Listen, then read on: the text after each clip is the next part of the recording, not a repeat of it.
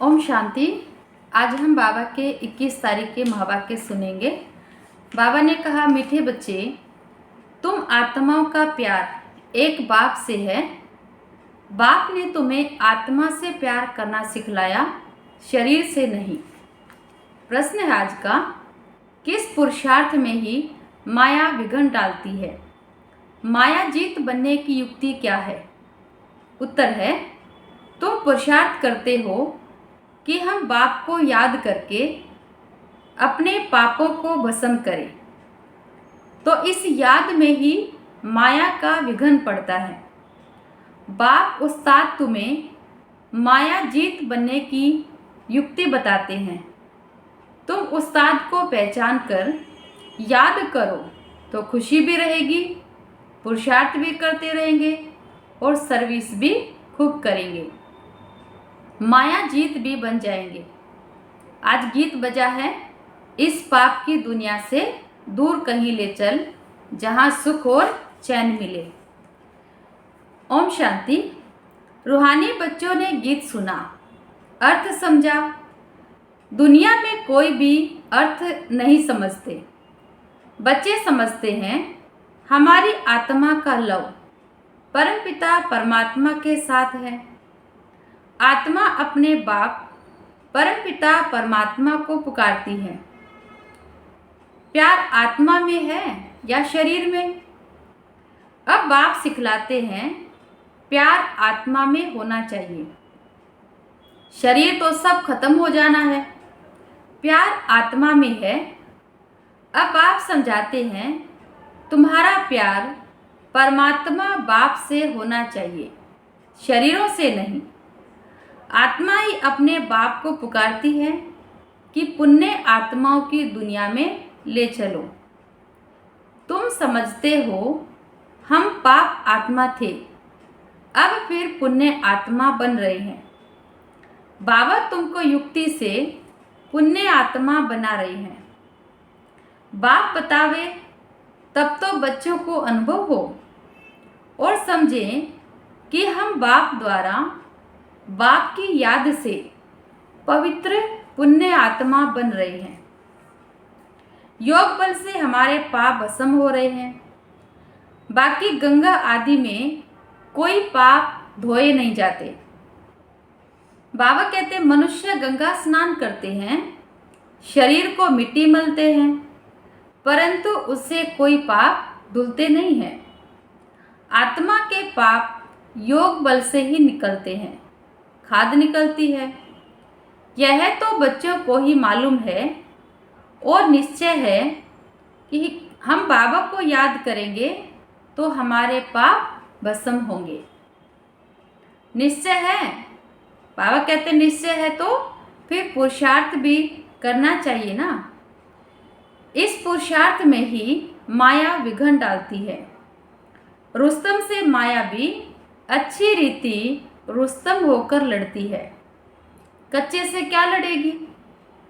बच्चों को हमेशा यह ख्याल रखना है हमको माया जीत जगत जीत बनना है। माया जीते जगत जीत का अर्थ भी कोई समझते नहीं है। बाबा कहते हैं अभी तुम बच्चों को समझाया जाता है कि तुम माया पर कैसे जीत पा सकते हो। माया भी समर्थ है ना। बाबा कहते हैं माया भी बहुत समर्थ है, बहुत पहलवान है। तुम बच्चों को उस्ताद मिला हुआ है, उस उस्ताद को भी नंबरवार कोई विरला जानता है। जो जानता है उनको खुशी भी रहती है, पुरुषार्थ भी खुद करते हैं, सर्विस भी खूब करते हैं। अमरनाथ पर बहुत लोग जाते हैं। अब सभी मनुष्य कहते हैं कि विश्व में शांति कैसे हो। अभी तुम सबको सिद्ध कर बतलाते हो कि सतयुग में कैसे सुख शांति थी, सारे विश्व पर शांति थी। इन लक्ष्मी नारायण का राज्य था, कोई और धर्म नहीं था। आज से 5000 वर्ष हुए जबकि सतयुग था। फिर सृष्टि को चक्कर तो जरूर लगाना है। बाबा कहते तुम चित्रों से क्लियर, बिल्कुल क्लियर बताते हो। कल पहले भी ऐसे चित्र बनाए थे। दिन प्रतिदिन इम्प्रूवमेंट होती जाती है। कहाँ बच्चे चित्रों में तिथि तारीख लिखना भूल जाते हैं। लक्ष्मी नारायण के चित्र में तिथि तारीख जरूर होनी चाहिए। बाबा कहते तुम बच्चों की बुद्धि में बैठा हुआ है ना कि हम स्वर्गवासी थे, अब फिर बनना है। जितना जो पुरुषार्थ करते हैं उतना पद पाते हैं। अभी बाप द्वारा तुम ज्ञान की अथॉरिटी बने हो। भक्ति अब खलास हो जानी है। सतयुग त्रेता में भक्ति थोड़ी होगी। बाद में आधा कल्प भक्ति चलती है। जब 2 युग पूरे हो जाएंगे, सतयुग त्रेता, फिर भक्ति शुरू होगी। यह भी अभी तुम बच्चों को समझ में आता है। आधा कल्प के बाद रावण राज्य शुरू होता है। सारा खेल तुम भारतवासियों पर ही है। 84 का चक्कर भारत पर ही है। भारत ही अविनाशी खंड है। यह भी आगे थोड़े पता था। लक्ष्मी नारायण को गॉड गॉडेज कहते हैं ना। कितना ऊंचा पद है और पढ़ाई कितनी सहज है। यह 84 का चक्कर पूरा कर फिर हम वापिस जाते हैं। 84 का चक्कर कहने से बुद्धि ऊपर चली जाती है। अभी तुमको मूल वतन, सूक्ष्म वतन, स्थूल वतन सब याद है। आगे थोड़े जानते थे सूक्ष्म वतन क्या होता है। अभी तुम समझते हो वहाँ कैसे मूवी में बातचीत करते हैं। सूक्ष्म वतन में कोई आवाज़ तो होती नहीं है। बाबा कहते वहाँ इशारों से बातें करते हैं। मूवी बाइस्कोप भी निकला था शुरू में। तुमको समझाने में सहज होता है। साइलेंस, मूवी और टॉकी। परमधाम में साइलेंस है, सूक्ष्म लोक में मूवी है और नीचे है टॉकी, आवाज़ की दुनिया। तुम सब जानते हो लक्ष्मी नारायण के राज्य से लेकर अब तक सारा चक्र बुद्धि में है। बाबा कहते हैं तुम्हें गृहस्थ व्यवहार में रहते यही ओना लगा रहे कि हमको पावन बनना है। बाप समझाते हैं गृहस्थ व्यवहार में रहते भी इस पुरानी दुनिया से ममत्व मिटा दो। बच्चों आदि को भले संभालो परंतु बुद्धि बाप की तरफ हो। बाबा कहते जिम्मेवारियां जो है वो भले पूरी करो लेकिन याद बाबा की हो। कहते हैं ना हाथों से काम करते बुद्धि बाप की तरफ रहे। बच्चों को खिलाओ पिलाओ स्नान कराओ, बुद्धि में बाप की याद हो। क्योंकि जानते हो आत्मा पर पापों का बोझा बहुत है, इसलिए बुद्धि बाप की तरफ लगी रहे। उस माशूक को बहुत बहुत याद करना है। माशूक बाप तुम सब आत्माओं को कहते हैं मुझे याद करो। यह पाठ भी अब चल रहा है, फिर 5000 वर्ष बाद चलेगा। बाप कितनी सहज युक्ति बतलाते हैं, कोई तकलीफ नहीं है। कोई कहे हम तो यह कर ही नहीं सकते, हमको बहुत तकलीफ भासती है। बाबा कहते याद की यात्रा बहुत मुश्किल है। बच्चे कहते हैं ऐसा कि ये बहुत मुश्किल है, मैं तो याद रहती ही नहीं है। बाबा कहते अरे तुम बाबा को याद नहीं कर सकते हो। जैसे लौकिक में जिसके साथ स्नेह होता है तो उसको बड़े प्यार से याद करते हैं, कोई भूलते नहीं हैं। तो क्या तुम भी बाबा को याद नहीं कर सकते हो? बाप को थोड़े भूलना चाहिए, बाप को तो अच्छी रीति याद करना है, तब ही विकर्ण विनाश होंगे और तुम एवर हेल्दी बन जाएंगे, नहीं तो बनेंगे नहीं। तुमको राय बहुत अच्छी एक टिक मिलती है। एक टिक दवाई होती है ना, बाबा कहते हम गारंटी करते हैं इस योग बल से तुम 21 जन्मों के लिए कभी रोगी नहीं बनेंगे। कोई रोग बच्चों को छुएगा भी नहीं। सिर्फ बाप को याद करो, कितनी सहज युक्ति है। भक्ति मार्ग में याद करते थे लेकिन अनजाने से। अब बाप बैठ समझाते हैं, तुम समझते हो हम कल्प पहले भी बाबा आपके पास आए थे, पुरुषार्थ करते थे, पक्का निश्चय हो गया है। हम ही राज्य करते थे, फिर हमने गवाया। अब फिर बाबा आया हुआ है, उनसे राज्य भाग्य लेना है। बाप कहते हैं मुझे याद करो और राजाई को याद करो। मन मना भव, अंतमति सो गति हो जाएगी। अभी नाटक पूरा होता है, वापिस जाएंगे। बाबा आए हैं सबको ले जाने के लिए, जैसे वर वधू को लेने के लिए आते हैं। ब्राइड्स को बहुत खुशी होती है, हम अपने ससुराल जाते हैं। तुम सब सीताएं हो एक राम की, एक शिव बाबा की हम बच्चे हैं। राम ही तुमको रावण की जेल से छुड़ाकर ले जाते हैं। लिबरेटर एक ही है, रावण राज्य से लिबरेट करते हैं। बाबा हमें रावण की जेल से छुड़ाते हैं। कहते भी हैं यह रावण राज्य है, परंतु यथार्थ रीति कोई समझते नहीं है। अब बच्चों को समझाया जाता है, औरों को समझाने के लिए बहुत अच्छी अच्छी पॉइंट्स दी जाती हैं। बाबा ने समझाया था, यह लिख दो कि विश्व में शांति कल्प पहले मुआफिक बाप आकर स्थापन करते हैं।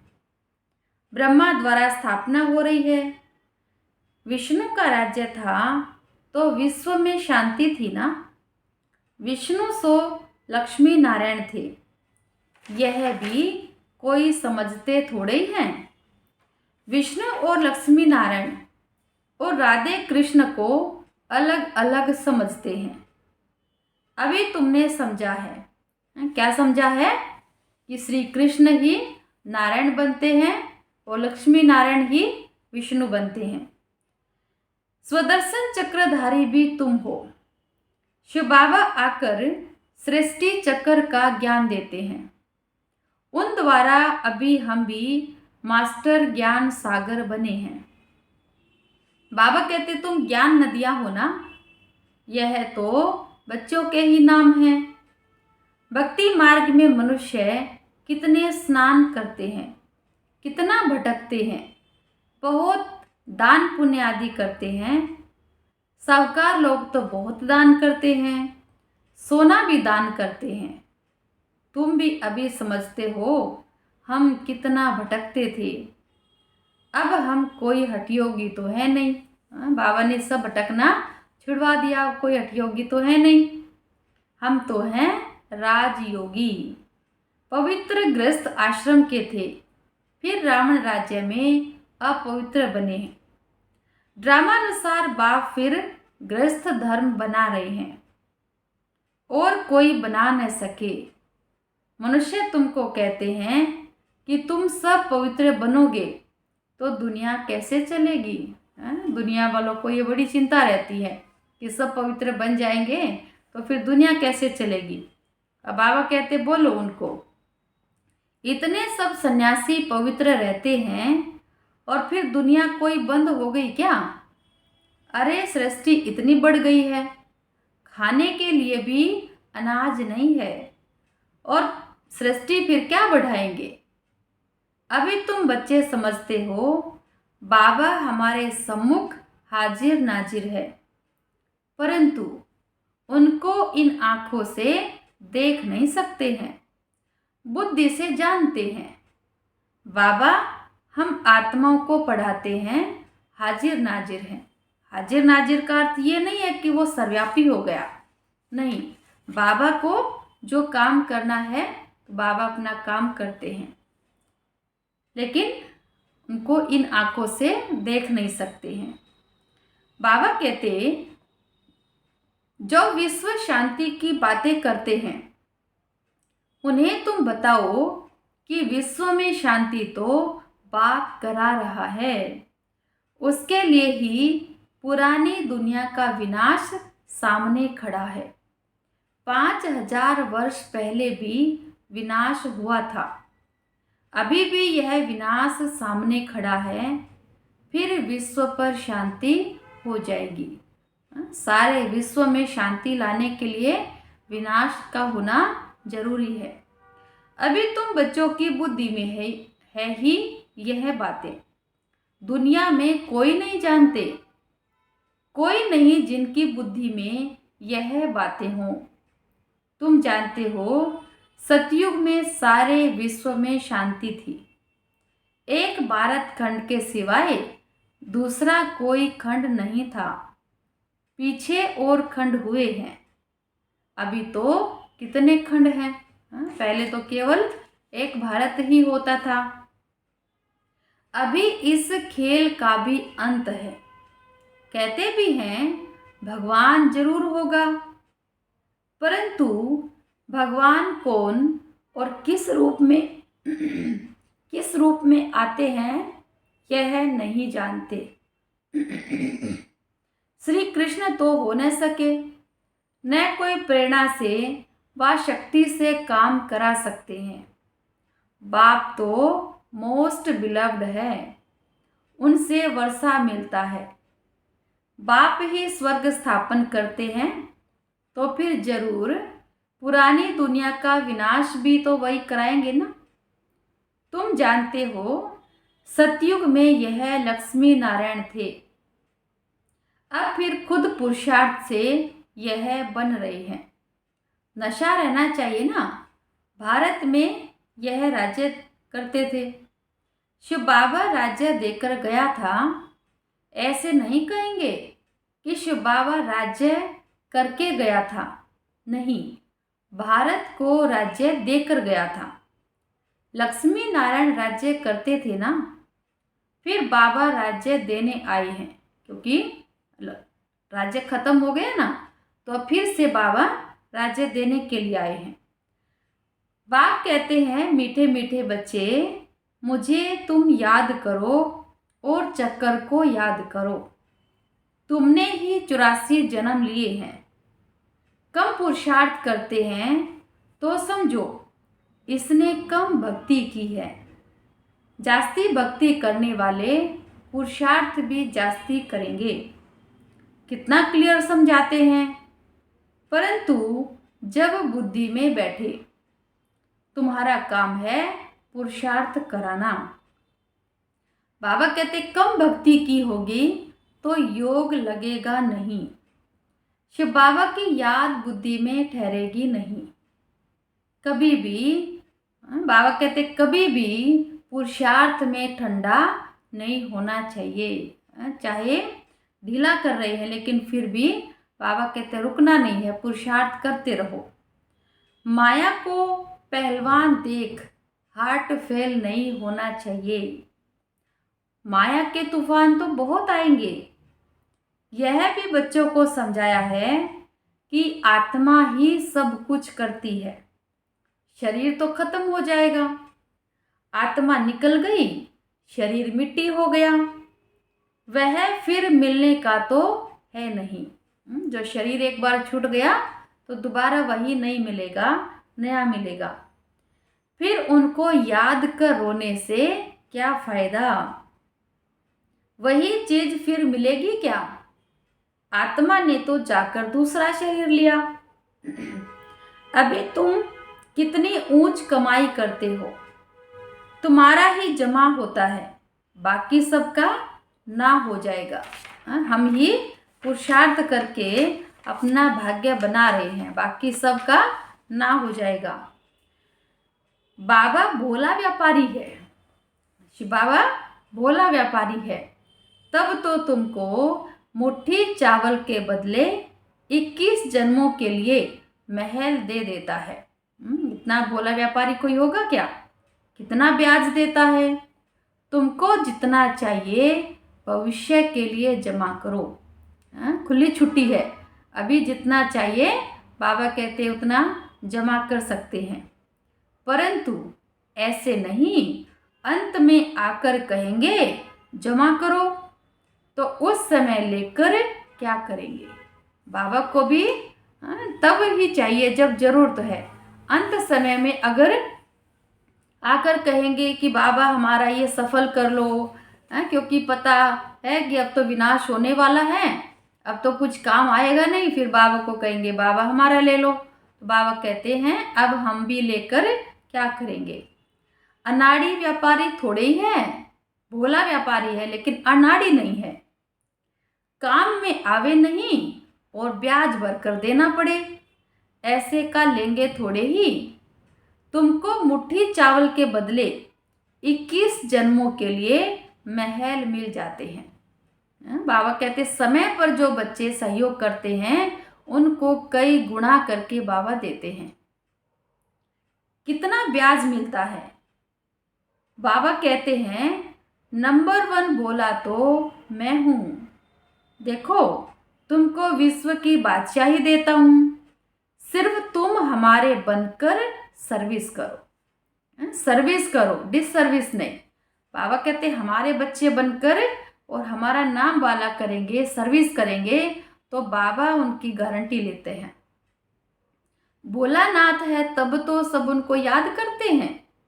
अब तुम हो ज्ञान मार्ग में, अब बाप की श्रीमत पर चलो और बादशाही लो।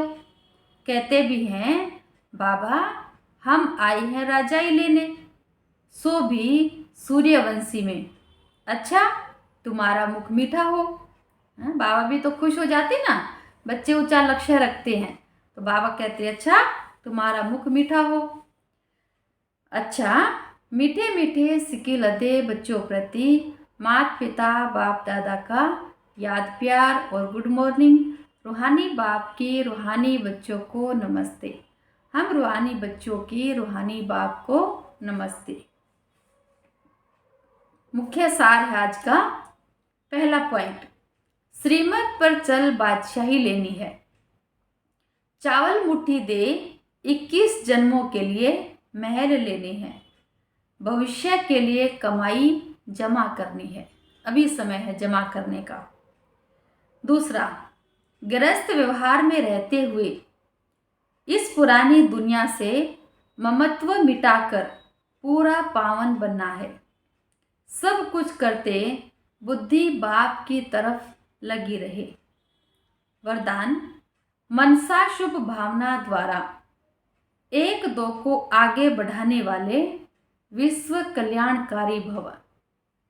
यदि कोई कुछ रॉन्ग कर रहा है तो उसे परवश समझकर रहम की दृष्टि से परिवर्तन करो। डिस्कस नहीं करो, उसने ऐसे किया वो ऐसे करता है, डिस्कस नहीं करना। अगर कोई पत्थर से रुक जाता है तो आपका काम है पार करके चले जाना या उसको भी साथी बनाकर पार ले जाना। इसके लिए हर एक की विशेषता को देखो, कमियों को छोड़ते जाओ। अब किसी को भी वाणी से सावधान करने का समय नहीं, लेकिन मनसा शुभ भावना द्वारा एक दूसरे के सहयोगी बनकर आगे बढ़ो और बढ़ाओ, तब कहेंगे विश्व कल्याणकारी। स्लोगन है आज का, दृढ़ संकल्प की सीट बेल्ट बांध लो तो सीट से अपसेट नहीं होंगे। दृढ़ संकल्प की सीट बेल्ट बांध लो तो सीट से अपसेट नहीं होंगे। अव्यक्त इशारे, रूहानी रॉयल्टी और प्यूरिटी की पर्सनालिटी धारण करो। प्रत्यक्षता का सूर्य उदय तब होगा जब पवित्रता की क्षमा चारों ओर जलाएंगे। जैसे वो क्षमा लेकर चक्कर लगाते हैं, ऐसे पवित्रता की क्षमा चारों ओर जगमगा दो, तब सब बाप को देख सकेंगे, पहचान सकेंगे। जितनी अचल पवित्रता की क्षमा होगी उतना सहज सभी बाप को पहचान सकेंगे और पवित्रता की जय जयकार होगी। अच्छा, आज सोमान क्या लेंगे? मैं विश्व कल्याणकारी आत्मा हूँ। सभी के लिए, सारे विश्व की आत्माओं के लिए शुभ भावना और शुभ कामना रखेंगे। बाबा ने कहा ना कि किसी की भी कमियों को ना देख उनको आगे बढ़ाने की शुभ भावना रखनी है। अच्छा, ओम शांति।